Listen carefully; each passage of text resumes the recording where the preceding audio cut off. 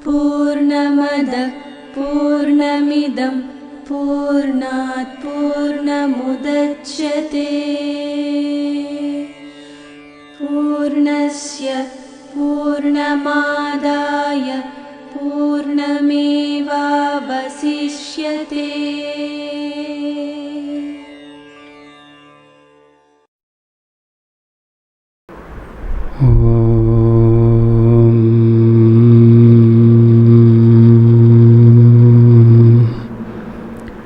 व्यासाय विष्णुरूपाय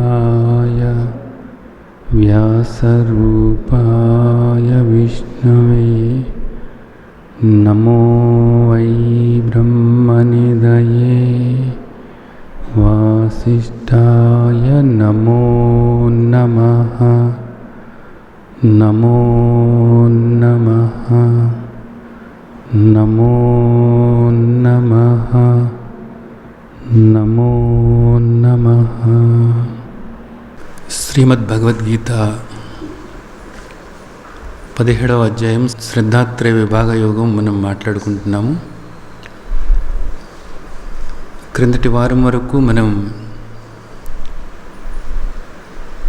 శ్రద్ధ అనేటటువంటిది ఏ విధంగా ఉండాలి అనేది, అలాగే గుణాలను బట్టి వారి వారి శ్రద్ధ ఉంటుంది అనేటటువంటిది మనం తెలుసుకున్నాము. ఆహారం గురించి, యజ్ఞదాన తప్పు కర్మల గురించి, అవి సాత్వికులు ఏ విధంగా చేస్తారు, అలాగే రజోగుణంతో తమో గుణంతో ఉన్నవాళ్ళు ఏ విధంగా చేస్తారు అనేటటువంటిది మనం తెలుసుకోవటం జరిగింది. ఈరోజు 23వ శ్లోకం దగ్గర నుంచి మనకు తండ్రి ఒక ముఖ్యమైనటువంటి విషయం మనకు తెలియచేస్తున్నారు. ఇది చాలా ముఖ్యమైనటువంటి విషయం. ఇది శ్రద్ధాత్రయ విభాగ యోగంలో ఈ అధ్యాయానికి ఇది హృదయం లాంటిది అనేది అనుకోవచ్చు.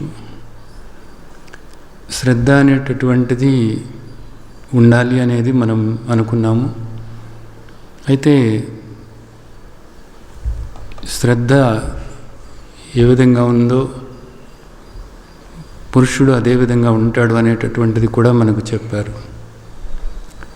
అది సాత్విక శ్రద్ధ కావచ్చు, రజసిక శ్రద్ధ కావచ్చు, తమసిక శ్రద్ధ కావచ్చు. వాళ్ళ వాళ్ళ గుణాలను బట్టి వాళ్ళ శ్రద్ధ ఆ విధంగా ఉంటుందనేది మనం తెలుసుకున్నాం. అయితే శ్రద్ధ అనేది ఏమిటి, అసలు దేని మీద మనం శ్రద్ధతో ఉండాలి అంటే, శ్రద్ధ అన్నప్పుడు మనం చెప్పుకున్నాం ఏమనంటే, ప్రగాఢమైనటువంటి చెక్కు చెదరినటువంటి విశ్వాసము, దాంతోపాటు పట్టుదల, ఇది శ్రద్ధ అంటే.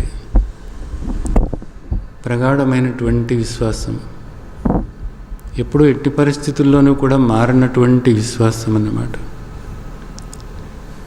మరి ఈ విశ్వాసం అనేటటువంటిది దేని మీద ఉండాలి అనేది మనం ఈరోజు ఇక్కడ మనం తండ్రి చెప్పేదాన్ని బట్టి అర్థం చేసుకుని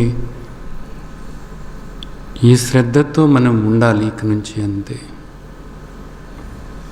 ఈ శ్రద్ధ అనేటటువంటిది మనకు ప్రతి క్షణము కూడా ఉండాలి.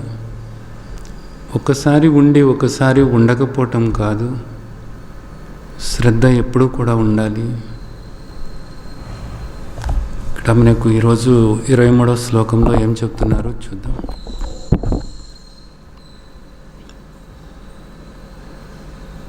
ఓం తత్సదితి నిర్దేశో బ్రాహ్మణస్త్రివిధ స్మృతః బ్రాహ్మణాస్తేన వేదాచ్చ యజ్ఞాచ్చ విహితా పురా.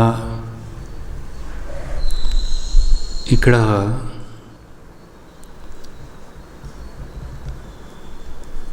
నిరాకార పరబ్రహ్మ స్వరూపం, నిర్గుణ నిరాకార పరబ్రహ్మ స్వరూపం, సచ్చిదానంద పరబ్రహ్మ స్వరూపము. ఈ స్వరూపానికి సచ్చిదానంద స్వరూపం, నిర్గుణ స్వరూపం, నిరాకార స్వరూపం. నిరాకార స్వరూపం అన్నప్పుడు స్వరూపం అంటే ఒక రూపం అనుకోవచ్చు, అలా కాదు. మరి నిరాకారము నిర్గుణము కూడాను. నిరాకారుడు నిర్గుణుడు అయినటువంటి పరమాత్మను మనం ఏ శబ్దంతో మనం గుర్తు చేసుకోవాలి అనేటటువంటి దానికి ఇక్కడ మనకు 3 శబ్దాలు మనకు అందిస్తున్నారు ఈ శ్లోకంలో. ఏమిటి ఆ 3 శబ్దాలు అంటే ఓం తత్ సత్. ఓం తత్ సత్. ఈ 3 శబ్దాలు కూడా పరమాత్మను నిర్దేశించి మనకు అందించినటువంటి శబ్దాలు అన్నమాట. ఎంతో పరమ పవిత్రమైనటువంటి శబ్దాలు.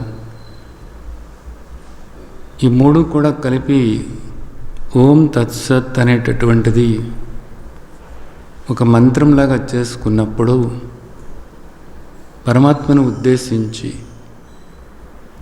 పరమాత్మను స్మరించుకుంటూ ఓం తత్సత్ అని ఒక మంత్రంలాగా చేసుకుంటున్నప్పుడు ఈ మంత్రం కూడా ఎంతో శక్తివంతమైనటువంటి మంత్రం. ఈ పదం, ఈ మంత్రం మీరు చాలాసార్లు విని ఉంటారు. ఓం తత్సత్, హరి ఓం తత్సత్ అనేటటువంటిది చాలాసార్లు మీరు వినే ఉంటారన్నమాట. ఇక్కడ మనకు ఈ 3 పదాలు కూడా ఇక్కడ మనకి చెప్తున్నారు తండ్రి. బ్రాహ్మణ త్రివిధ స్మృత అన్నమాట. ఇక్కడ బ్రాహ్మణ అన్న మాటకు అర్థం ఏంటంటే పరమాత్మ అని అర్థం. నిరాకార నిర్గుణ పరమాత్మను ఉద్దేశించి ఈ 3 శబ్దాలు మనకు అందించారు. ఈ 3 శబ్దాల ద్వారా పరమాత్మను స్మరించుకోవచ్చు అనేటటువంటిది మనకి ఇక్కడ చెప్పారు. తర్వాత ఏమంటున్నారంటే బ్రాహ్మణాస్తేన వేదాచ్చ యజ్ఞాచ్చ విహితాపురా. ఇక్కడ ఈ 3 శబ్దాలు కలిసి ఓం తత్సత్ అనేటటువంటి ఈ మంత్రం, ఈ శబ్దం ఏదైతే ఉందో ఓం తత్ సత్ అనేటటువంటి ఈ శబ్దం ఈ విధంగా మనసులో అనుకున్నప్పుడు లేదా ఉచ్చరించినప్పుడు ఈ శబ్దం తరువాతే మనకు బ్రాహ్మణ అంటే ఇక్కడ బ్రహ్మజ్ఞాని, వేదాచ్చ వేదాలు, యజ్ఞాచ్చ యజ్ఞాలు మనకు అందినాయి అనేటటువంటిది చెప్తున్నారు.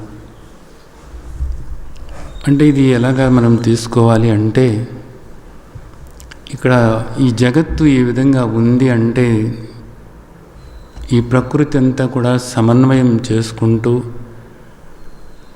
ఒకదానికొకటి సానుకూలంగా సామరస్యంతో ప్రకృతి అంతా కూడా ఈ విధంగా ఉంది అంటే దీనికి కారణం ఏమిటి అంటే యజ్ఞాలు అని చెప్తూ ఉంటారు మనకు పెద్దలు. ఈ యజ్ఞాలు మనకు ఎవరు అందించారు? యజ్ఞాలు మనతో ఎవరు చేయిస్తారు అంటే బ్రహ్మజ్ఞానులు. అంటే బ్రహ్మతత్వం తెలుసుకున్నటువంటి వాళ్ళు ఎవరైతే ఉన్నారో వాళ్ళు బ్రహ్మజ్ఞాని.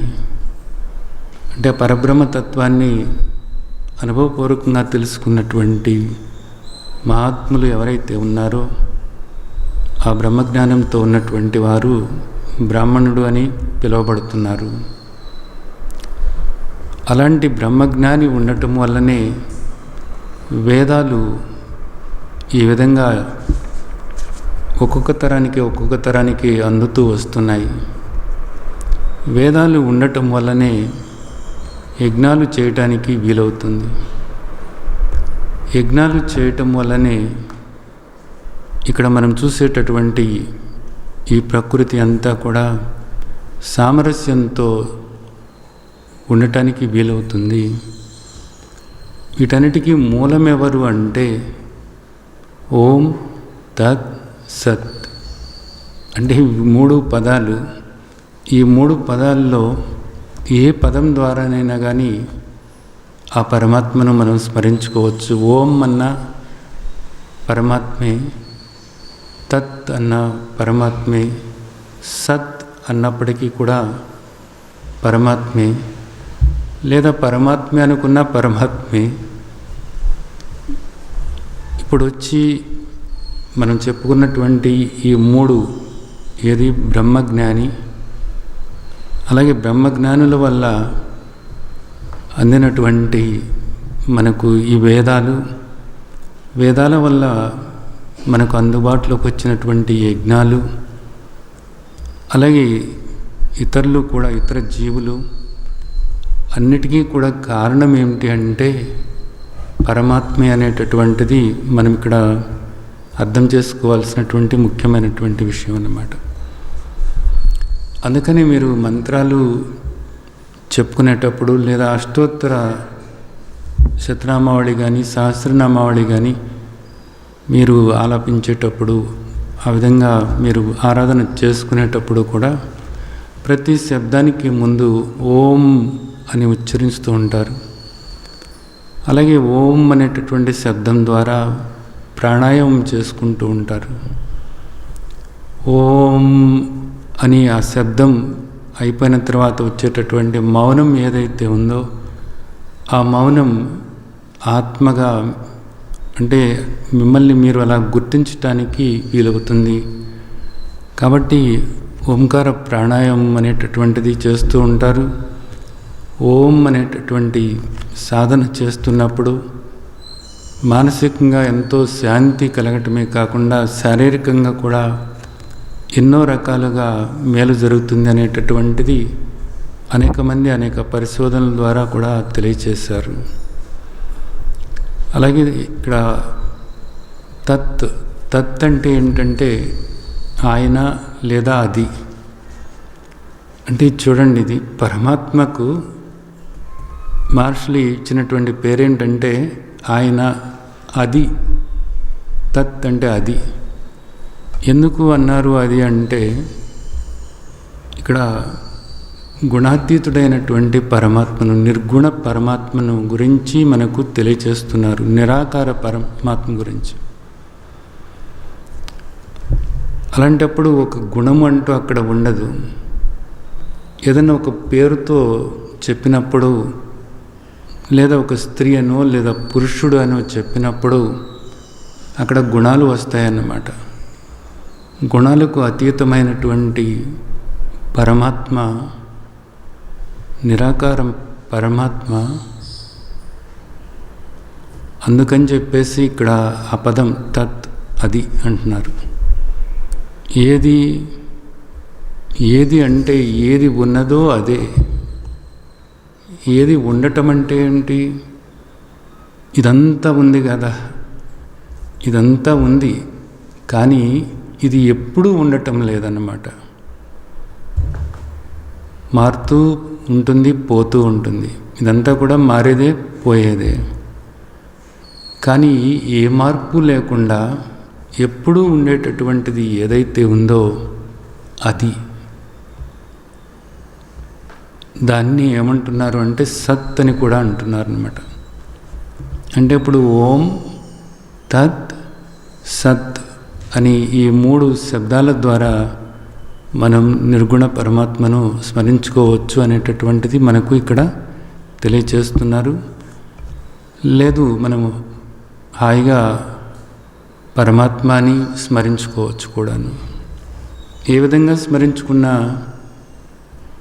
ఉన్న పరమాత్మనే కదా మనం స్మరించుకునేది. తర్వాత తస్మాద్ ఓం ఇత్యుదాహృత్య యజ్ఞదాన తపక్రియాః ప్రవర్తంతే విధానోక్త సతతం బ్రహ్మవాదినాం. ఇక్కడ మనకు ఏం చెప్తున్నారంటే వీటన్నిటికీ కూడా కారణం ఎవరు అంటే పరమాత్మే. కాబట్టి బ్రహ్మవాదినం అంటే బ్రహ్మజ్ఞానం ఉన్నటువంటి వాళ్ళు యజ్ఞ దాన తపక్రియ, ఏది చేస్తున్నప్పటికీ, యజ్ఞాలు చేస్తున్నప్పటికీ, తపస్సు చేస్తున్నప్పటికీ, దానం చేస్తున్నప్పటికీ కూడా వాళ్ళు ఈ శబ్దాల్ని ఉచ్చరిస్తున్నారన్నమాట. ఇక్కడ ప్రత్యేకంగా దీనిలో తస్మాత్ ఓం ఇత్యుదాహృత్య అన్నారు. అంటే ఇక్కడ ఓం అనేటటువంటి శబ్దంతో వీటిని మొదలు పెడుతున్నారు. ఇప్పుడు చూడండి, ఏ పూజ చేసినప్పటికీ కూడా ఓం అనేటటువంటి శబ్దంతో మొదలు పెడతారు. ఆ తర్వాత ముగింపు వచ్చి ఓం తత్సత్, హరి ఓం తత్సత్, ఓం శాంతి శాంతి శాంతి అని ఆ విధంగా ముగింపు చేస్తారన్నమాట. అంటే దీనికి కారణం ఏమిటంటే పరమాత్మను స్మరించుకుంటున్నారు. పరమాత్మను స్మరించుకొని ఆ పరమాత్మ దృష్టితో, అంతా కూడా పరమాత్మ అనేటటువంటి దృష్టితో ఆ కార్యక్రమాన్ని చేయటం అనేది జరుగుతుందన్నమాట. అందుకని చెప్పేసి ఏ కార్యక్రమం చేసినప్పటికీ కూడా ఆత్మజ్ఞానం ఉన్నటువంటి వాళ్ళు, అంటే బ్రహ్మజ్ఞానం ఉన్నటువంటి వాళ్ళు ఓం అనేటటువంటి శబ్దంతోనే ఇది మొదలు పెడతారు. అంతేకాకుండా నిరంతరము కూడా ఆ పరమాత్మను స్మరించుకుంటూ ఉంటారు. ఓం అనేటటువంటి శబ్దం ద్వారా పరమాత్మను స్మరించుకుంటూ ఉంటారు అనేటటువంటిది చెప్తున్నారన్నమాట. ఇక్కడ ఏంటంటే ఈ శబ్దాల ద్వారా మనం పరమాత్మను స్మరించుకుంటున్నప్పుడు ఆ శబ్దానికి ఒక శక్తి ఉంటుంది. ఓం అనేటటువంటి శబ్దానికి ఒక శక్తి ఉంటుందన్నమాట. ఎప్పుడైతే మీరు ఓం అనేటటువంటిది ఉచ్చరిస్తున్నారో మీ దేహంలో ఆ శబ్దానికి కొన్ని తరంగాలు ఏర్పడుతూ ఉంటాయి. అంటే దాన్ని వైబ్రేషన్స్ అంటారు. అవి మీ దేహానికి పరిమితం కాకుండా మీ దేహం వెలుపల కూడా వ్యాప్తి చెందుతాయి. దానివల్ల ఏమవుతుందంటే ఆ పరిసరాల్లో ఒక సానుకూలమైనటువంటి వాతావరణం ఏర్పడి అక్కడ అందరికీ కూడా శాంతి కలగటానికి అవకాశం ఉంటుంది. ఆ విధంగా ఓం చేసేటటువంటి వ్యక్తి మానసిక శాంతి పొందటమే కాకుండా రజసిక తమసిక గుణాల నుంచి బయటపడి సత్వగుణం పెంపొందించుకోవటానికి వీలవుద్ది అనేటటువంటిది కూడా మనకు శాస్త్రాల్లో చెప్తున్నారన్నమాట. ఇది బాగా అర్థం చేసుకోవాల్సినటువంటి విషయం.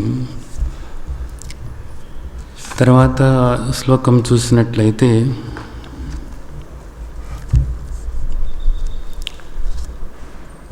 తదిత్యనభిసంధాయ ఫలం యజ్ఞ తపక్రియా దానక్రియాచ్చ వివిధాః క్రియంతే మోక్షకాంక్షిభిః. ఇక్కడ ఒక ముఖ్యమైనటువంటి విషయం మనకు చెప్తున్నారు తండ్రి. ఏమని చెప్తున్నారంటే యజ్ఞ దాన తపో క్రియలు ఆచరిస్తున్నటువంటి వాళ్ళు ఫలాన్ని ఆశించకుండా కేవలము మోక్షం మీద దృష్టి పెట్టుకుని తదిత్యనభిసంధాయ, తత్ అనేటటువంటి ఆ శబ్దాన్ని ఉచ్చరిస్తూ ఉంటారు అని. అంటే తత్ అనేటటువంటి శబ్దాన్ని ఉచ్చరించకపోయినా ఓం తత్సత్ అనేటటువంటి ఆ శబ్దాన్ని ఉచ్చరిస్తూ ఉంటారు. లేదా పరమాత్మ అని ఓం శ్రీ పరమాత్మనే నమః అని ఉచ్చరిస్తూ ఉంటారన్నమాట.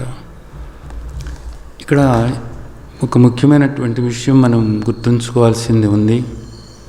యజ్ఞ దాన తపక్రియలు ఈ మూడు కూడా ఆచరిస్తున్నప్పుడు, అంటే ఈ మూడే కాదు, నిజానికి ఇక్కడ మీరు ఏది ఆచరిస్తున్నప్పటికీ కూడా ఇది గుర్తుంచుకోవాలి. ఏది గుర్తుంచుకోవాలి? అంతా కూడా పరమాత్మే అనేటటువంటి విషయం ఒకటి గుర్తుంచుకోవాలి. మనకు 4వ అధ్యాయంలో 24వ శ్లోకం మీరు చూసినట్లయితే బ్రహ్మార్పణం బ్రహ్మహవి బ్రహ్మాగ్నౌ బ్రహ్మణాహుతం బ్రహ్మైవ తేన గంతవ్యం బ్రహ్మకర్మ సమాధిన అన్నారు. అంటే ఒక యజ్ఞం చేసేటప్పుడు అక్కడ మీరు సమర్పించేటటువంటి సమిధలు, అలాగే అక్కడ ఆ యజ్ఞగుండము, అగ్ని, యజ్ఞం చేసేటటువంటి ఆ యజ్ఞకర్త, అలాగే యజ్ఞం నుంచి వచ్చేటటువంటి ఫలము అంతా కూడా పరమాత్మే. పరమాత్మ కాక మరేది కూడా లేదు అనేటటువంటిది మనకు 4వ అధ్యాయంలోనే చెప్పారు. అలాగే మనం 7వ అధ్యాయంలో 7వ శ్లోకం చూసినట్లయితే మత్త పరతరం నా అన్యత్ కించిదస్తి ధనంజయ మై సర్వమిదం ప్రోతం సూత్రే మణిగణ ఇవ అని చెప్పారు. నాకంటే ఇక్కడ భిన్నమైనటువంటిది మరేది కూడా లేనే లేదు, కించిత్ కూడా ఏదీ లేదు, సర్వవ్యాపకమై నేనున్నాను, సర్వము నేనే అయి ఉన్నాను అనేటటువంటిది మనకు ఇంత స్పష్టంగా చెప్పారు. మరి 4వ అధ్యాయంలోనూ ఇట్లా 7వ అధ్యాయంలోనూ ఇంకా అనేక చోట్ల తండ్రి అంతా కూడా ఆయన స్వరూపమే, ఆయన కాక మరేది లేదు అనేది మనకు స్పష్టంగా చెప్పారు. ఇంకా విభూతి యోగము, విశ్వరూప దర్శనము, ఇవన్నీ కూడా మనం చూసినట్లయితే పరమాత్మ కాక కించిత్ కూడా మరి ఇంకా వేరే ఏది కూడా లేనే లేదు అనేటటువంటిది మనం అర్థం చేసుకున్నాం, స్పష్టంగా అర్థం చేసుకున్నాం. అందుకని ఇక్కడ మనం ఏం చేయాల్సి ఉందంటే యజ్ఞదాన తపోకర్మలు చేసేటప్పుడే కాదు, ఏది చేస్తున్నప్పటికీ కూడా అంతా కూడా పరమాత్మే అనేటటువంటి ఒక దృష్టి మనం ఏర్పరచుకోవాల్సి ఉంటుంది. ఇది ఇక్కడ ఈ శ్లోకంలో మనకు చెప్తున్నటువంటి విషయం అన్నమాట. ఇది అంటే యజ్ఞం చేస్తున్నప్పుడు ఇక్కడ అందరూ కూడా ఏ దృష్టితో చేస్తూ ఉంటారు? యజ్ఞం చేసినా, దానం చేసినా, తపస్సు చేసినా, ఏది చేస్తున్నప్పటికీ కూడా ఒక కోరికను దృష్టిలో పెట్టుకుని చేస్తూ ఉంటారు. శ్రద్ధ దేని మీద ఉంది? కోరిక మీద ఉందన్నమాట. అట్లా కాదు చేయాల్సింది, ఫలాన్ని ఆశించి కాదు అనేది మనకు ఇక్కడ స్పష్టంగా చెప్తున్నారనమాట. తదిత్య అనభిసంధాయ ఫలం పట్ల కోరికతో కాదు నువ్వు చేయాల్సింది, ఫలాన్ని దృష్టిలో పెట్టుకునే కాదు, నీ శ్రద్ధ ఫలం మీద ఉండటం కాదు, నీ శ్రద్ధ అంతా పరమాత్మే అనేటటువంటి దాని మీద ఉండాలి. పరమాత్మ కాక మరేది కూడా లేదు అనేది గుర్తుంచుకోవాలి. ఆ విధంగా నువ్వు యజ్ఞం చేయాలి అనేది. యజ్ఞం అన్నప్పుడు మనకు 3వ అధ్యాయంలో 4వ అధ్యాయంలో యజ్ఞాల గురించి ఎంతో వివరంగా చెప్పారు తండ్రి. ఇప్పుడు మనం ఆహారం తీసుకుంటున్నప్పుడు ఆహారం కూడా యజ్ఞం లాంటిదే. అందుకే ఇక్కడ చాలామంది కూడా ఆహారం తీసుకునే ముందు ఈ శ్లోకం గుర్తు చేసుకుంటారు. బ్రహ్మార్పణం బ్రహ్మహవి బ్రహ్మాగ్నౌ బ్రహ్మణాహుతం బ్రహ్మైవ తేన గంతవ్యం అని. ఎందుకనంటే ఆ తండ్రి లోపల జఠరాగ్ని స్వరూపుడై ఉన్నారు. ఉండి నువ్వు తీసుకునేటటువంటి ఆహారాన్ని ఆయన దాన్ని అంతా కూడా జీర్ణమయ్యేలాగా చేస్తున్నారు. ఆ తర్వాత ఆహారం అంతా కూడా శక్తి రూపంలో అన్ని కణాలకు కూడా చేరేలాగా చేస్తున్నారు అనేది మనకు తండ్రి చెప్తున్నారు శాస్త్రం భగవద్గీతలో. నువ్వు తీసుకునేటటువంటి ఆహారం అన్నది ఆ తండ్రికి నువ్వు సమర్పిస్తున్నావు, జఠరాగ్ని స్వరూపుడైనటువంటి తండ్రికి నువ్వు సమర్పిస్తున్నావు. ఇప్పుడు ఆ విధంగా చేస్తున్నప్పుడు ఇది ఒక యజ్ఞం అనుకుంటే, ఆ యజ్ఞం చేస్తున్నటువంటి యజ్ఞకర్తవైనటువంటి నీవు ఆయనకు సమర్పించేటటువంటి ఆహారము, అలాగే ఇవన్నీ కూడా లోపల ఉన్నటువంటి నీ ఉదరం ఏదైతే ఉందో, ఆ జీర్ణకోశం ఏదైతే ఉందో అది ఒక యజ్ఞగుండము అనుకున్నట్లయితే ఇదంతా కూడా ఒక యజ్ఞంలాగానే నువ్వు భావించవచ్చు. ఇదంతా కూడా పరమాత్మ స్వరూపమే అనేటటువంటిది ఆ భావన చేసుకుని ఒక యజ్ఞం జరుగుతుంది. ఇక్కడ అంతా కూడా పరమాత్మే. ఆ పై వచ్చేటటువంటిది ఆ శక్తి ఏదైతే ఉందో అది కూడా ఆయన యొక్క శక్తే అని ఆ విధంగా కూడా భావన చేసుకుంటూ ఉంటారు కదా. ఇక్కడ ఈ 2 శ్లోకాలు కూడా మనం గుర్తుంచుకోవాలి.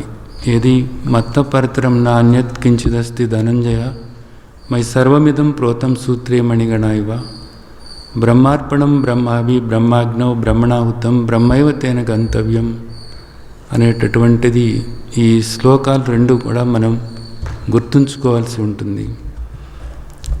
ఇది చాలా ముఖ్యమైనటువంటి శ్లోకం అన్నమాట. ఇక్కడిది ఫలాన్ని ఏమాత్రము కూడా కోరకుండా, నీ దృష్టి దాని మీదకు వెళ్ళకుండా యజ్ఞదాన తపో కర్మలు నువ్వు ఆచరిస్తూ తత్ అని నీవు గుర్తు చేసుకోవాలి.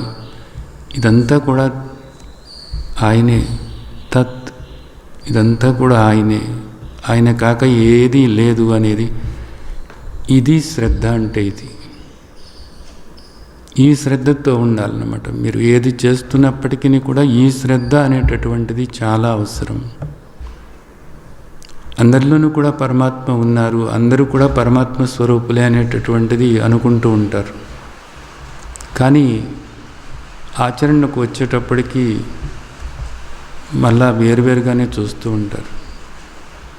ఇది కాదు చేయాల్సింది, అంతా కూడా పరమాత్మే అనేటటువంటిది లోపల ఎంతగా మీరు జీర్ణం చేసుకుంటే అంతగా మీరు ఉత్తమ సాధకులైనట్లు అన్నమాట.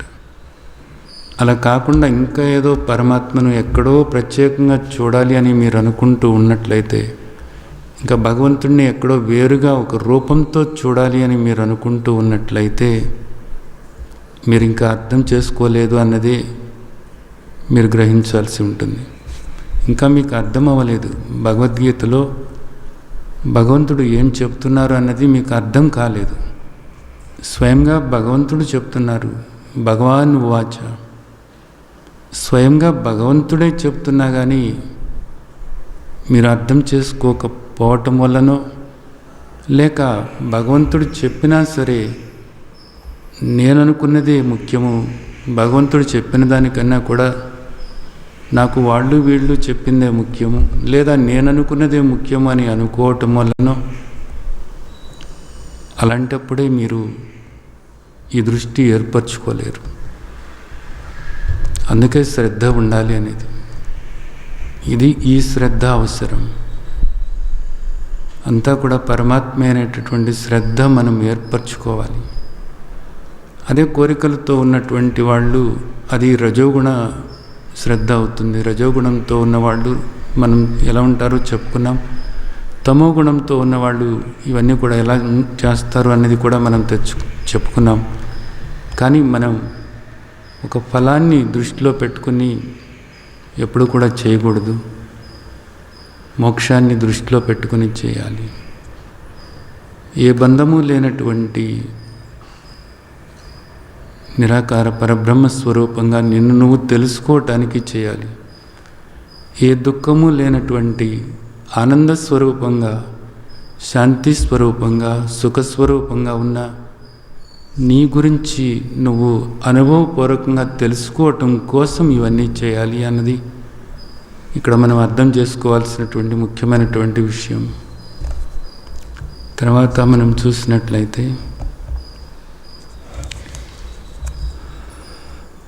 సద్భావే సాధుభావేశ సదిత్యే తత్ ప్రయుజ్యతే ప్రశస్తే కర్మణి తదా సచ్చబ్ద పార్థ యుజ్యతే. ఇక్కడ మనకు ఒక 3 విషయాలు చెప్తున్నారు. ఈ శ్లోకం ఏంటంటే సత్ శబ్దం గురించి చెప్తున్నారన్నమాట. ముందు ఇక్కడ 3 శ్లోకాలు ఇవి. 3 శ్లోకాల్లో మొదటి శ్లోకంలో ఓం గురించి చెప్పారు, 24వ శ్లోకం. 25వ శ్లోకంలో తత్ అనేటటువంటి శబ్దం గురించి చెప్పారు. ఇక్కడ 26వ శ్లోకంలో మనకు సత్ గురించి చెప్తున్నారన్నమాట. ఈ సత్ గురించి చెప్పేటప్పుడు సత్ అనేటటువంటి పదం గురించి ఎప్పుడెప్పుడు ఈ పదాన్ని వాడుతామన్నది కూడా ఈ శ్లోకంలో మనకు చాలా వివరంగా చెప్పారు తండ్రి. అయితే ఈ పదాలు మళ్ళీ నేను చెప్తున్నాను, విడివిడిగా అనుకోవాల్సినటువంటి అవసరం లేదు. విడివిడిగా మనం అర్థం చేసుకోవటం కోసమని ఇవన్నీ కూడా మనకు చెప్పారు, ఈ శ్లోకాన్ని బట్టి చెప్పారన్నమాట. ఈ 3 పదాలు కూడా ఉచ్చరిస్తూ ఉంటారు, ఎప్పుడు కూడా గుర్తుంచుకోండి. ఓం తత్సత్ లేదా ఓం శ్రీ పరమాత్మనే నమః. ఎప్పుడు కూడా పదం మర్చిపోకూడదు. లేదా ఓం తత్సత్ అని అనుకోవచ్చు, ఓం సత్ చిత్ అని కూడా అనుకోవచ్చు, లేదా ఓం సత్ చిత్ ఆనందాయ నమః అని కూడా అనుకోవచ్చు. ఈ పదాలన్నీ కూడా ఒక్కదాన్నే నిర్దేశిస్తాయి. ఆ ఒక్కటే యథార్థంగా ఉన్నటువంటిది, అదేదో కాదు మనమనే పరమాత్మ అనేది గుర్తుంచుకోండి. ఇక్కడ ఏం చెప్తున్నారు, ఈ సత్ అనేటటువంటి పదానికి మనకు ఏం చెప్తున్నారు అంటే, సద్భావే సాధుభావే అనేటటువంటిది చెప్తున్నారు. సద్భావే అంటే సద్భావము అంటే ఏంటి, సద్భావము అంటే ఏంటంటే ఒక ఉన్నతమైనటువంటి దానికి, ఏదైనా ఉన్నతమైన దాని గురించి చెప్పాలంటే అంతకన్నా ఉన్నతమైనటువంటిది లేదు, అంతకన్నా ఉత్తమమైనటువంటిది లేదు. అలాంటి దాని గురించి మనం మాట్లాడేటప్పుడు సత్ అనేటటువంటి పదాన్ని మాట్లాడవచ్చు అనేది చెప్తున్నారు. సత్ అన్న పదాన్ని అప్పుడు ఉపయోగించాలి, అంటే ఉన్నతమైనటువంటిది అన్నమాట. సత్ అనే పదాన్ని అక్కడ ఉపయోగించమంటున్నారు అన్నమాట. అలాగే సాధుభావే అంటున్నారు. సాధువు అంటే శ్రేష్టమైనటువంటి వాడు, సాధువు అంటే మంచివాడు, సాధువు అంటే సద్గుణ సంపన్నుడు అనేటటువంటిది తీసుకోవచ్చు. అలాంటి సాధువు విషయంలో సత్ అనేటటువంటి పదాన్ని ఉపయోగిస్తారు అనేటటువంటిది చెప్తున్నారు అన్నమాట. తర్వాత 3వ విషయం ఏంటంటే ప్రశస్తే కర్మణి. ఉత్తమమైనటువంటి కర్మ చేస్తున్నప్పుడు కూడా సత్ అనేటటువంటి పదాన్ని వాడాలి అనేది చెప్తున్నారు. 3 విషయాలు మనకు చెప్పారన్నమాట. అంటే ఒక ఉన్నతమైనటువంటిది, అలాగే ఎంతో ఉత్తమమైనటువంటిది ఏమిటి అది, సత్. అలాగే సాధువు అన్నప్పుడు శ్రేష్టమైనటువంటి వాడు లేదా మంచి వాడు అనుకోవచ్చు. అప్పుడు కూడా నిజానికి సత్ అని వాడుతూ ఉంటారు. ఇప్పుడు మీరు సత్పదాన్ని మన రోజువారీ మాటల్లో చూసినట్లయితే సద్బుద్ధి అంటారు, సత్కర్మ అంటారు, సత్పురుషుడు అంటారు, సదాచారి అంటారు, సద్గుణ సంపన్నుడు అంటారు అన్నమాట. ఈ మాటలన్నీ మీరు చాలాసార్లు వినుంటారు. అంటే ఇక్కడ సత్పురుషుడు అన్న, సదాచారి అన్న, సద్గుణ సంపన్నుడు అన్న, ఇవన్నీ కూడా ఏంటంటే ఒక ఉన్నతమైనటువంటి స్థితిని మనకు తెలియచేసేటటువంటిది అనమాట. సత్ అనే పదాన్ని ఆ విధంగా అక్కడ వాడటం అన్నది జరుగుతుందన్నమాట. అలాగే సత్కర్మలు, శ్రేష్టమైన కర్మలు. ఏవి శ్రేష్టమైన కర్మలు?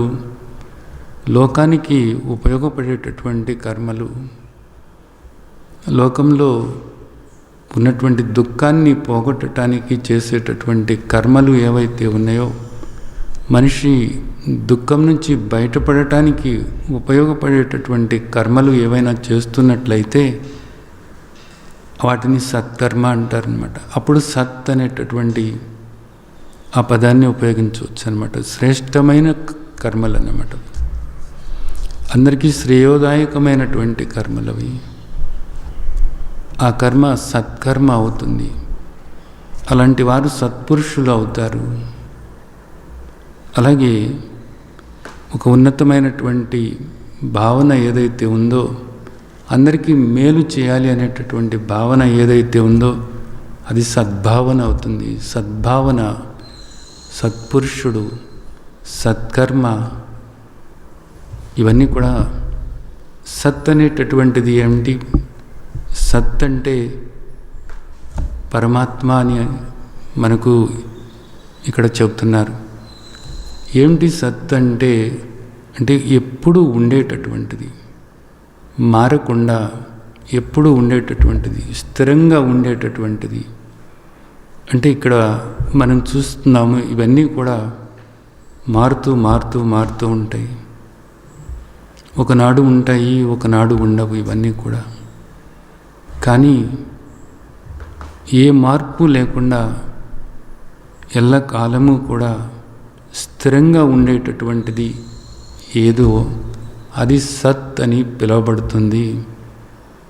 ఆ సత్ ఏదో కాదు, పరమాత్మ లేదా పరబ్రహ్మ. దీన్ని మనం అర్థం చేసుకోవాలి. ఉన్నది ఒక్కటే, అదే సత్ అనబడుతుంది, అదే ఓం అనబడుతుంది, అదే తత్ అనబడుతుంది, అదే ఓం తత్ సత్ అనబడుతుంది, అదే పరబ్రహ్మం అనబడుతుంది, అదే సచ్చిత్ అనబడుతుంది, అదే పరమాత్మ అనబడుతుంది.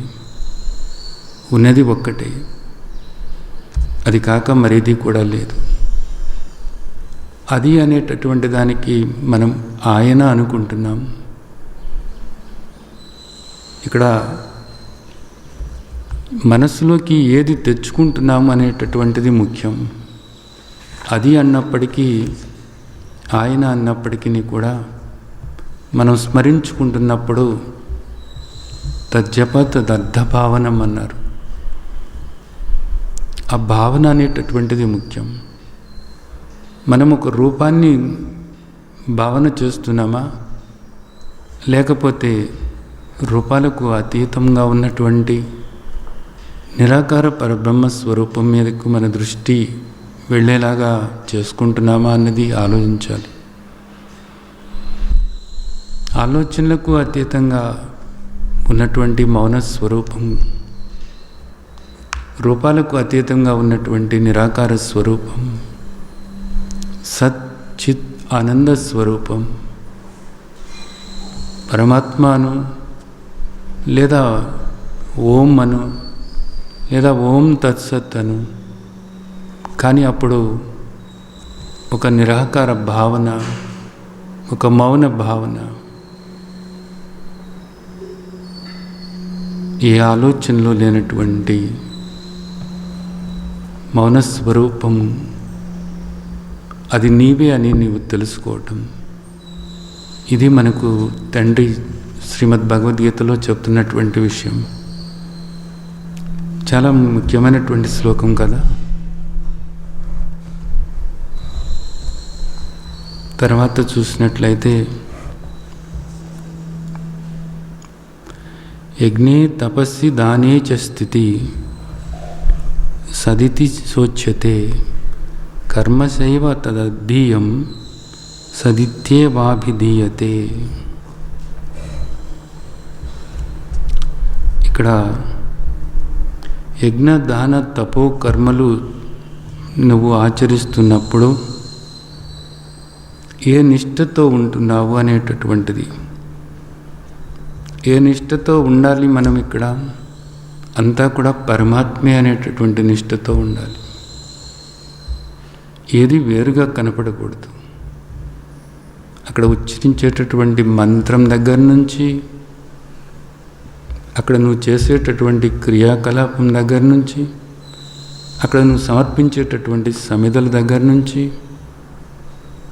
అక్కడ అగ్నిగుండము, ఆ కర్మ చేస్తున్నటువంటి నీవు, అలాగే నువ్వు చేసేటటువంటి కర్మ వల్ల వస్తున్నటువంటి ఫలితము అంతా కూడా పరమాత్మే. పరమాత్మ కాక మరేది లేదు. ఓం తత్సత్, ఓం తత్సత్. ఓం తత్సత్. ఆ దృష్టి ఏర్పరచుకుని నువ్వు ఉంటున్నావా లేదా అనేది ఇక్కడ ఈ శ్లోకంలో, ఈ కర్మలు మనం చేస్తున్నప్పుడు, ఈ యజ్ఞదాన తపో కర్మలు ఆచరిస్తున్నప్పుడు మనం సరైనటువంటి నిష్ఠతో, సరైనటువంటి శ్రద్ధతో మనం ఉన్నప్పుడు ఈ కర్మలన్నీ కూడా సత్ అనబడుతున్నాయి. మన కింద కూడా చెప్పారు అది. ఇవన్నీ కూడా సత్ అంటే ఏమిటి? పరమాత్మే అనబడుతున్నాయి. నువ్వు యజ్ఞం చెయ్యి, తపస్సు చెయ్యి, దానం చెయ్యి, ఇంకా ఒక పూజ చెయ్యి, ఏది చేస్తున్నప్పటికీ కూడా ఇవన్నీ కూడా పరమాత్మే అనబడుతున్నాయి. ఇవన్నీ కూడా సత్ అనబడుతున్నాయి. ఇవన్నీ కూడా ఓం తత్సత్ అనబడుతున్నాయి. అంటే నువ్వు చేసేటటువంటిదంతా కూడా అది పరమాత్మే, చేస్తున్న నీవు కూడా పరమాత్మే. అలాగే ఈ యజ్ఞదాన తపోకర్మల వల్ల వచ్చేటటువంటి ఫలం ఏదైతే ఉందో ఆ ఫలం కూడా పరమాత్మే అనేటటువంటిది ఇక్కడ మనం అర్థం చేసుకోవాల్సి ఉంది. ఎందుకని? చేసే నువ్వు పరమాత్మే, చేస్తున్నటువంటి క్రియాకలాపము పరమాత్మే, దానికి ఉపయోగిస్తున్నటువంటి ద్రవ్యాలు పరమాత్మే, అగ్ని పరమాత్మే, అగ్నిగుండము పరమాత్మే, ఆ కర్మ వల్ల వచ్చేటటువంటి ఫలం ఏదైతే ఉందో అది పరమాత్మే.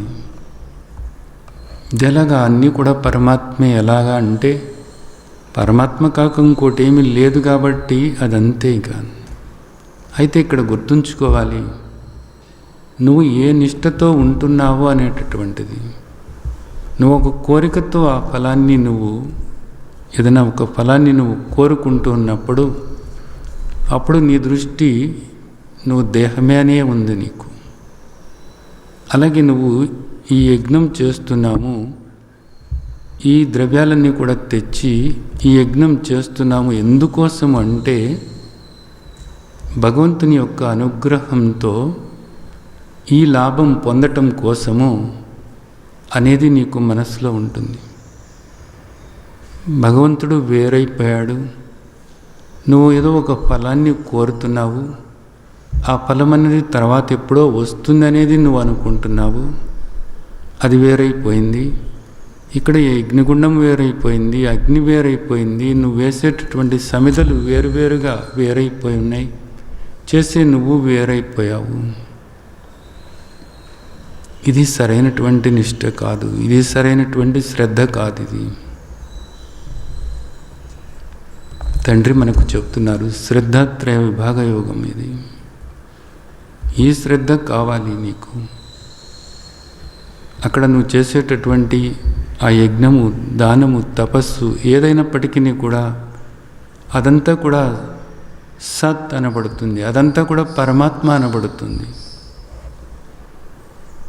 ఆ క్రియాకలాపం అంతా కూడా పరమాత్మే అనేది మనకి 4వ అధ్యాయంలోనే చెప్పారు కదా. ఇంకా అలాగే దానివల్ల వచ్చే ఫలం కూడా సత్ అనబడుతుంది. ఎందుకు అనబడుతుంది? ఫలము పరమాత్మకు వేరుగా ఉండదు కదా. ఇదంతా కూడా పరమాత్మే అయినప్పుడు అదంతా చేసేటప్పటికి ఏమవుతుందంటే నీ దేహ భావన అనేది పోతుందన్నమాట. నువ్వే ఫలాన్ని ఆశించటం లేదు, ఇక్కడ నువ్వేది ఆశించటం లేదు. అప్పుడు ఏమవుతుంది అంటే నీ దేహ భావన అన్నది పోతుంది.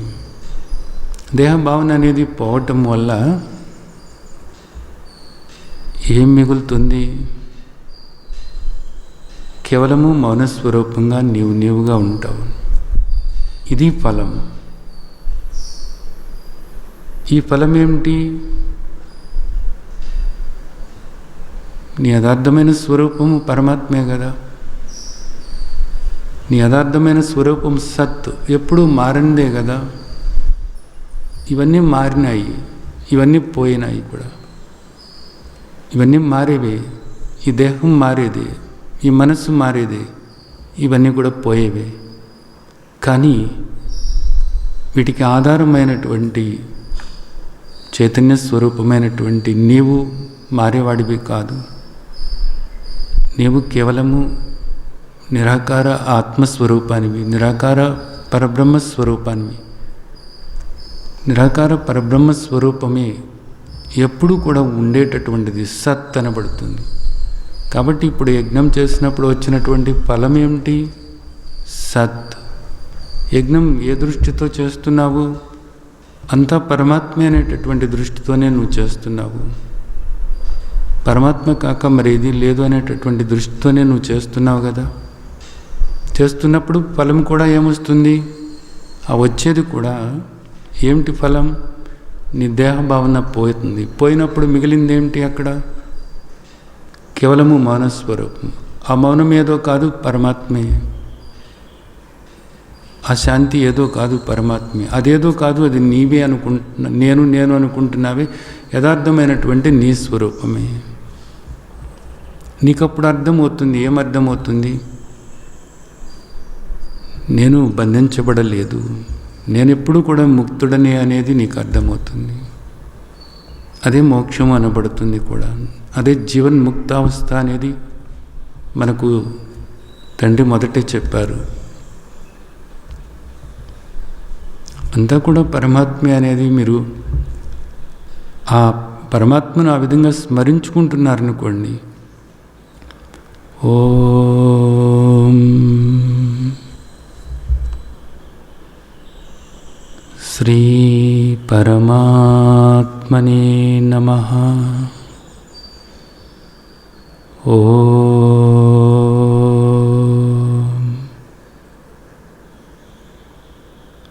శ్రీ పరమాత్మనే నమః.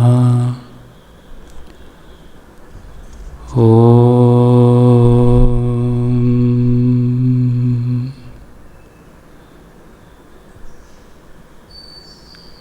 శ్రీ పరమాత్మనే నమః.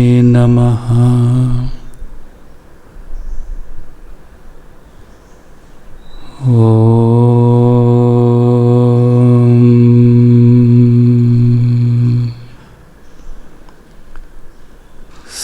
శ్రీ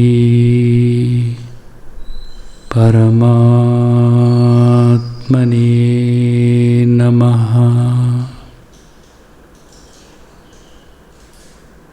ఓం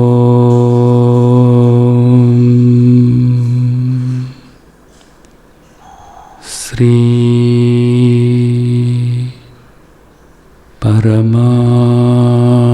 పరమాత్మనే నమః.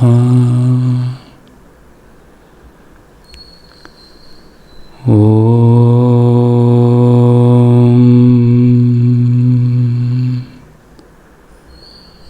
శ్రీ పరమాత్మనే నమః. ఓం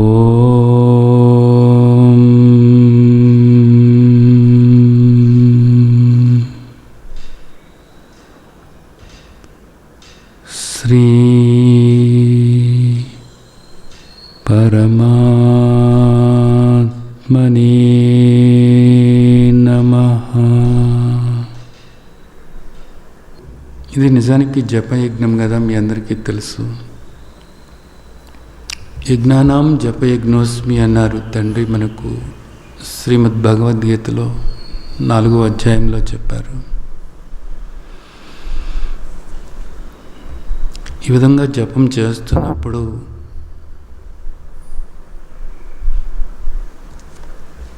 ఈ దేహభావన పోతుంది, ఆలోచనలు ఆగిపోతాయి.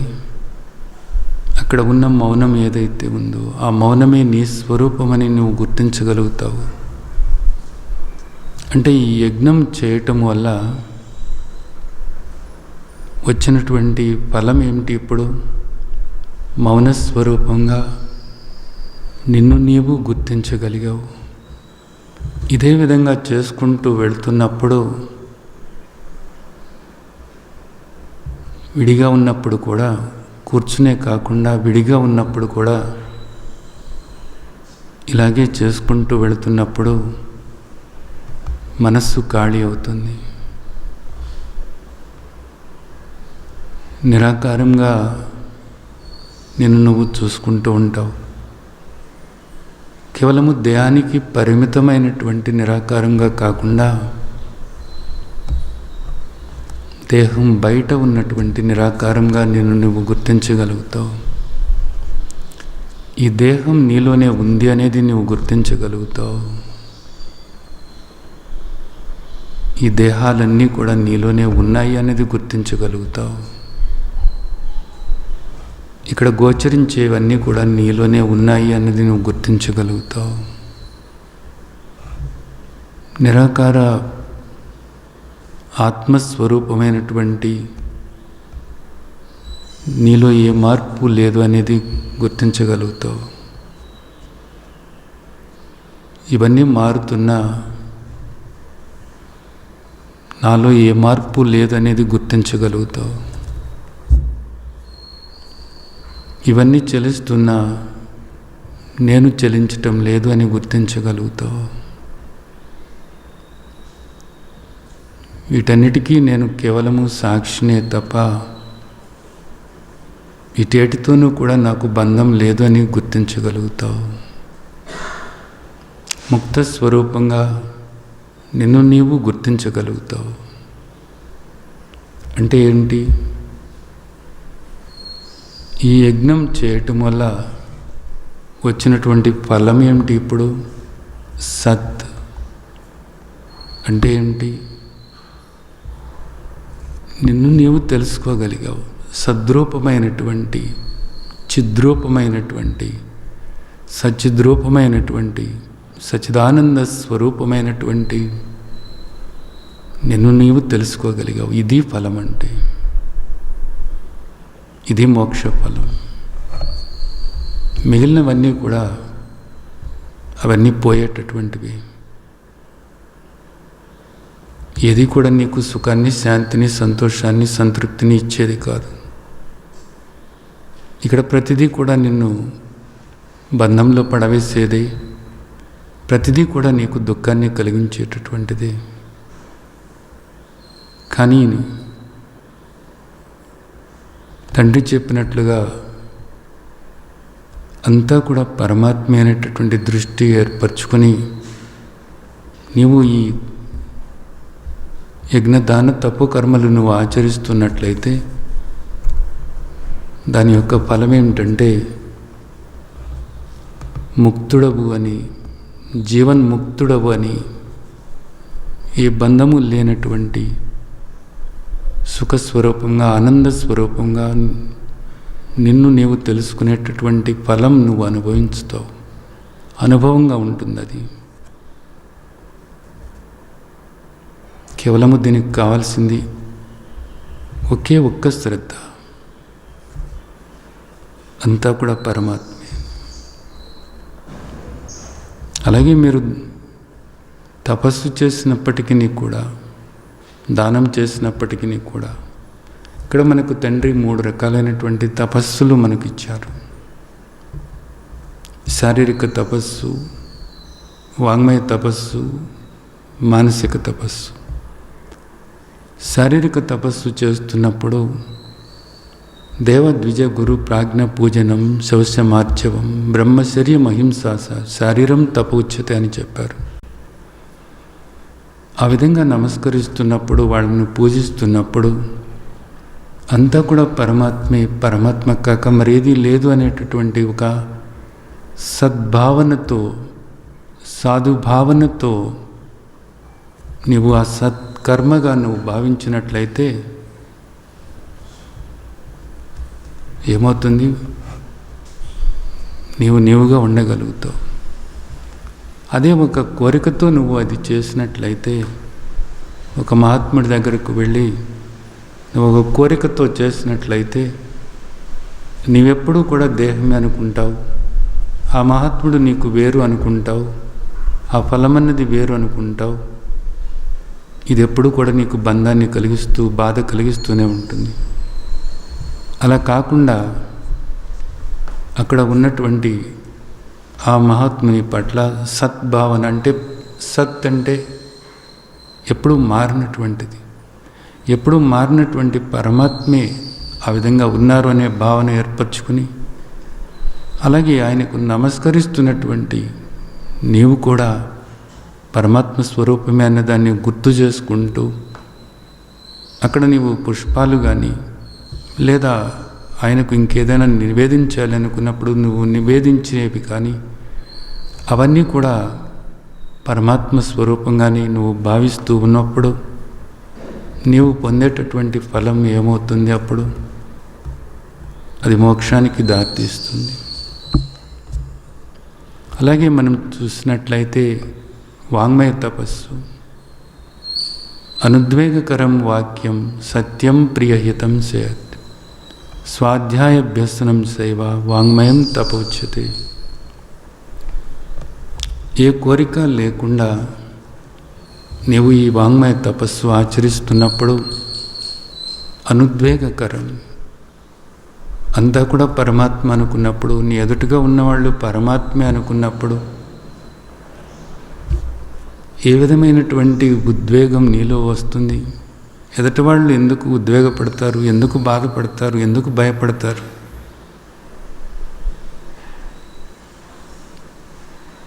పరమాత్మ స్వరూపంగా నువ్వు వాళ్ళని చూస్తున్నప్పుడు అప్పుడు నీ నుండి వచ్చేటటువంటి మాటలు ఏ విధంగా ఉంటాయి? ఎంతో శాంతిగా ఉంటాయి. అది వాళ్ళకు ఎంతో సంతృప్తి కలిగించేలాగా ఉంటుంది, ఎంతో శాంతినిచ్చేలాగా ఉంటుంది, అది వాళ్ళకు హితమైనదై ఉంటుంది, అది వాళ్ళకు ప్రియంగా ఉంటుంది, నీ మాట వినాలి అనిపిస్తూ ఉంటుంది. అలా కాకుండా వాళ్ళని కేవలం ఒక రూపంతోనే చూస్తున్నప్పుడు రాగద్వేషాలు వస్తూ ఉంటాయి. నీవు వేరు అనుకుంటావు, వాళ్ళు వేరు అనుకుంటావు. అక్కడ ఒక స్వార్థం అన్నది ఏర్పడుతూ ఉంటుంది. ఓ ఫలాన్ని నువ్వు ఆశిస్తూ ఉంటావు, నువ్వు అనుకున్నట్లుగా వాళ్ళు ఉండాలి అనుకుంటూ ఉంటావు. దాంతో ఒక ఉద్వేగపూరితమైనటువంటి వాతావరణం అక్కడ మేలుకుంటుంది. అక్కడ శాంతి అన్నది లేనే లేదు, నిన్ను నువ్వు తెలుసుకోవటం అనేది లేనే లేదు. అలా కాకుండా తండ్రి చెప్పినటువంటి నిష్ఠతో నువ్వు ఉన్నప్పుడు, సద్భావనతో సాధుభావనతో నువ్వు ఉన్నప్పుడు, వాంగ్మయ తపస్సులో తండ్రి చెప్పినట్లుగా అనుద్వేగకరం సత్యం ప్రియం హితం స్వాధ్యాయాభ్యసనం, స్వాధ్యయనం, ఎప్పుడు నిన్ను నీవు గుర్తు చేసుకుంటూ అంతా కూడా పరమాత్మే, అంతా కూడా ఆత్మే, ఆ భావన అలాగే కదలాడుతూ ఉన్నప్పుడు మనస్సు ఆగుతుంది. నిశ్చలమైనటువంటి మనస్సు ఏముంది అక్కడ? మౌన స్వరూపంగా నిన్ను నీవు గుర్తించగలుగుతావు అంతే. కేవలము మౌనంగా ఉన్నాను ఉన్నాను ఉన్నాను అని తెలుస్తుంది అంతే. ఉండటము తెలవటము, ఉండటము ఎప్పుడూ ఉండటం, ఏ మార్పు లేకుండా ఉండటం, సత్ తెలవటం, జ్ఞానం తెలవటం, చైతన్యం, చిత్, కేవలము సచ్చిద్ రూపంగా ఉన్నాను. ఏ దుఃఖము కూడా లేనే లేదు, కేవలము ఉన్నాను, దుఃఖస్పర్శ లేకుండా ఉన్నాను.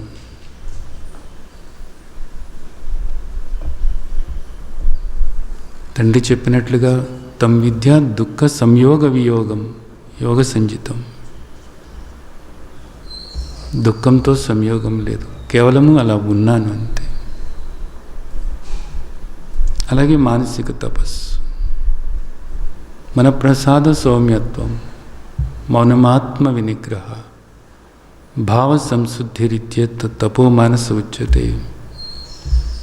భావ సంశుద్ధి, మనసులో ఉన్నటువంటి భేదభావాలు వదిలిపెట్టేసి అంతా కూడా పరమాత్మే, పరమాత్మ కాక మరేది కూడా లేదు, అంతా కూడా పరమాత్మే అనేటటువంటి దృష్టి ఏర్పరచుకున్నప్పుడు రాగద్వేషాలు లేవు, ఈర్ష్యాసూయలు లేవు, కోపతాపాలు లేవు, శత్రుత్వం లేదు. మనసు ఎప్పుడు ప్రసన్నంగానే ఉంది. ప్రతి ఆలోచన సౌమ్యంగానే ఉంది. ఎనలేని మౌనం, హద్దులు లేనటువంటి మౌనం, వచ్చిపోయే మౌనం కాదు. ఆలోచనలకు ఆధారమైనటువంటి మౌనం, ఆలోచనలకు ఆధారమైన మౌనం, మాటలకు ఆధారమైన మౌనం, ఏ మార్పు లేనటువంటి మౌనం. ఆ మౌనం ఏదో కాదు, నేనే.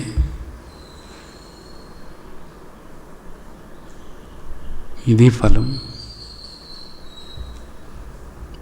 ఈ ఫలం మనకు అందుతుంది. ఈ శ్రద్ధతో ఉన్నట్లయితే ఈ ఫలం మనకు అందుతుంది. దీనికి ఏం కష్టపడాలి? ఏం అవసరం లేదు.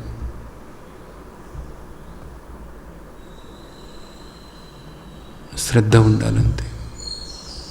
ప్రగాఢమైనటువంటి శ్రద్ధ, చెక్కు చెదరినటువంటి శ్రద్ధ,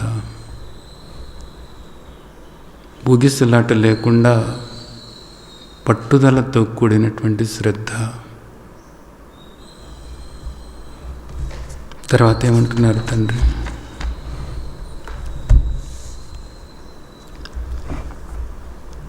అశ్రద్ధయా హుతం దత్తం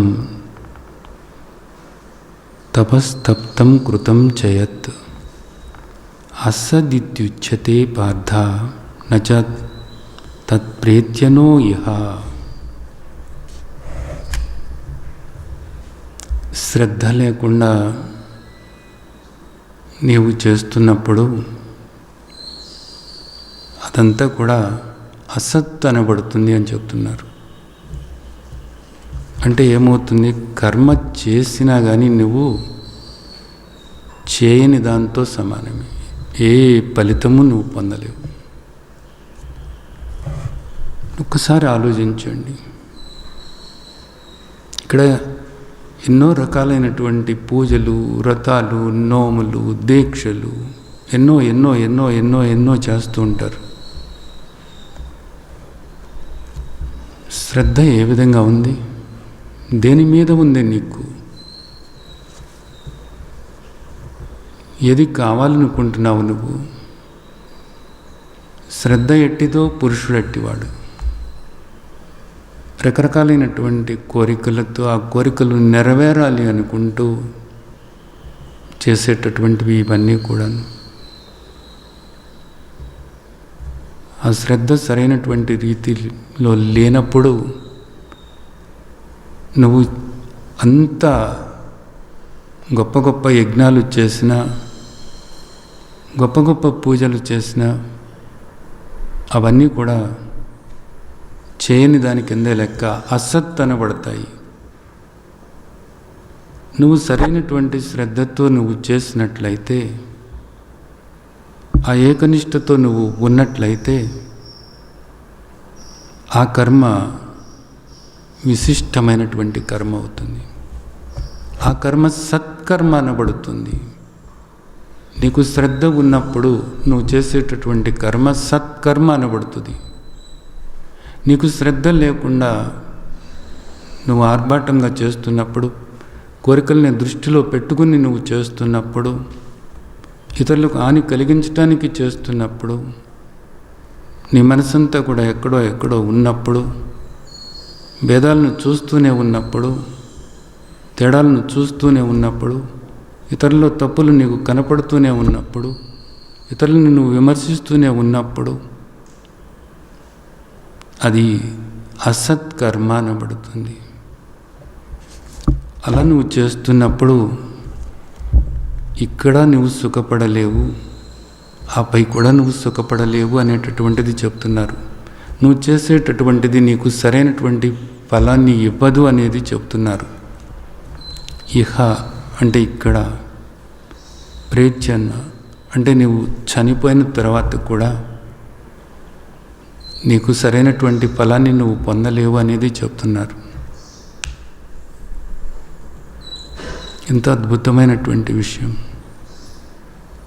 ఒక 2 శ్లోకాలు మనం గుర్తుంచుకుంటే, మత్తపరతరం నా అన్యత్ కించిదస్తి ధనంజయ మై సర్వమిదం ప్రోతం సూత్రే మణిగణ ఇవ. అంత పరమాత్మే. ఆయనకు భిన్నంగా ఇక్కడ ఏ దేవుడు, ఏ దేవత, ఎవరు లేరు. ఆయన కోరుకుంటున్నారు, మన్మనాభవ మద్భక్తో మధ్యాజీ మాం నమస్కురు మామే వైశ్యసి యుక్తవేమం ఆత్మానం మత్పరాయణం అని కోరుకుంటున్నారు కదా. నీ మనసు నా మీద లగ్నం చెయ్యి, నాకు భక్తుడిగా ఉండు, నన్ను ఆరాధించు, నాకు నమస్కరించు.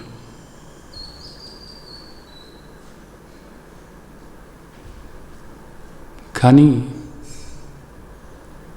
ఎక్కడెక్కడో ఉంటుంది ధ్యాస. రకరకాలైన ఫలాలు, ఆ ఫలాలు పొందటానికి రకరకాలైన దేవతలు, ఇవన్నీ కూడా చేసుకుంటూ వెళుతున్నాం. కానీ తండ్రి చెప్తున్నారు,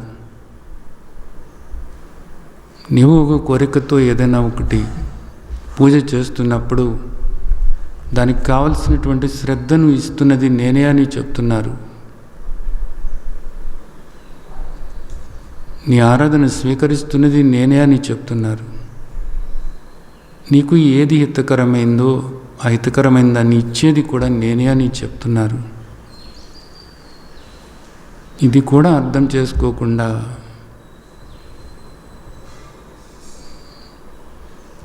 సరైనటువంటి శ్రద్ధ ఎవరి మీద ఉండాలో వారి మీద లేకుండా మనం ఈ కోరికల్లో కూరుకుపోతున్నప్పుడు ఇక్కడ సుఖపడలేవు, ఆపై కూడా నువ్వు సుఖపడలేవు అనేటటువంటిది తండ్రి స్పష్టంగా చెప్తున్నటువంటి విషయం. దీన్ని అర్థం చేసుకోండి. దీన్ని అర్థం చేసుకుని ప్రతి వాళ్ళము కూడా ఈ శ్లోకాలు గుర్తుంచుకోవాలి. మత్తపరతరం నా అన్యత్ కించిదస్తి ధనంజయ మై సర్వమిదం ప్రోతం సూత్రీమణిగణ ఇవ.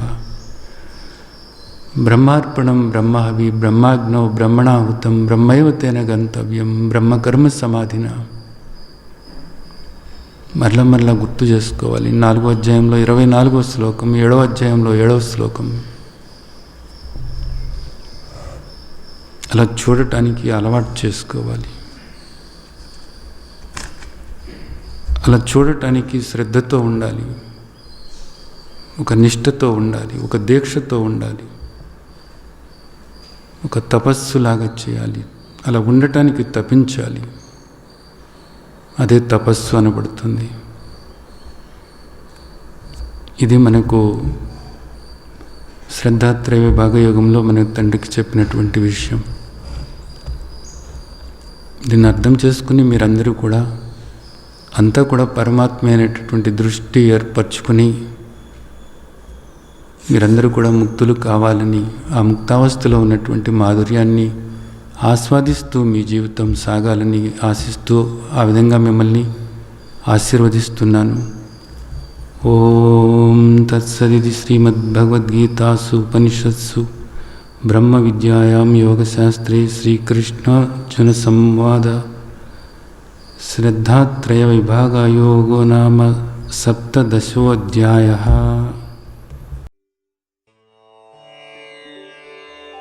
లోకా సమస్తా సుఖినో భవంతు. లోకా సమస్తా సుఖినో భవంతు. లోకా సమస్తా నేను